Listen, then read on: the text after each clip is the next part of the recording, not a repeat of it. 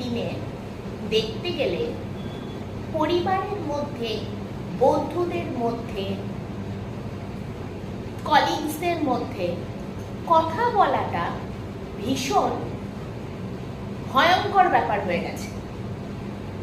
কথা না বলার জন্য, কমিউনিকেশন প্রপারলি আর ইফেক্টিভলি না করার জন্য কতগুলো যে রেপারকাশনস হতে পারে সেটা দেখে, খবর দেখে অন্তত মনে হয় না মানুষ আর বোঝে।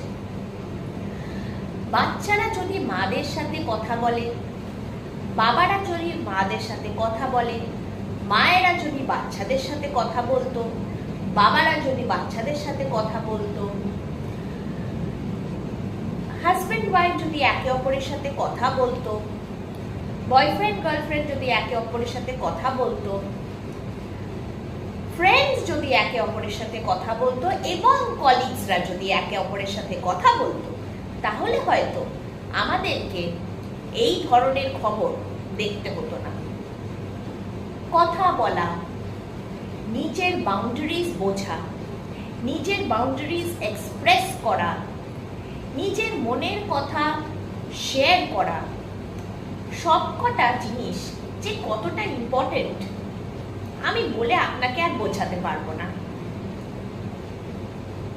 এটাই খারাপ লাগে যে যখন কথা বলাটা একটা লাস্ট অপশন হিসেবে থাকে এবং তার আগে যত সব ভুল ভাল, ডেঞ্জারাস, ইলিগাল কাজ আগে থাকে, এগিয়ে থাকে, তখন সত্যি আমি ভাবছি যে সমাজ কোন দিকে যাচ্ছে। এটা কিন্তু ভাবার কারণ, সত্যি ভাবার কারণ।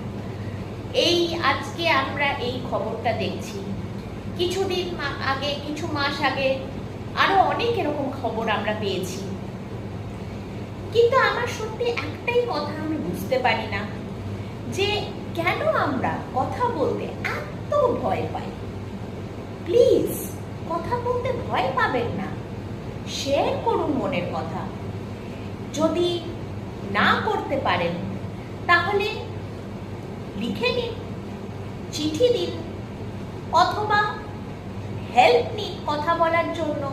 আজকালকার দিনে আমাদের মধ্যে কতজন, আমার নিজের জানা শোনা কতজন থেরাপিস্টরা রয়েছে, কাউন্সিলররা রয়েছে, সাইকোলজিস্টরা রয়েছে, প্লিজ ওনাদের হেল্প নিন, প্লিজ। It's really important.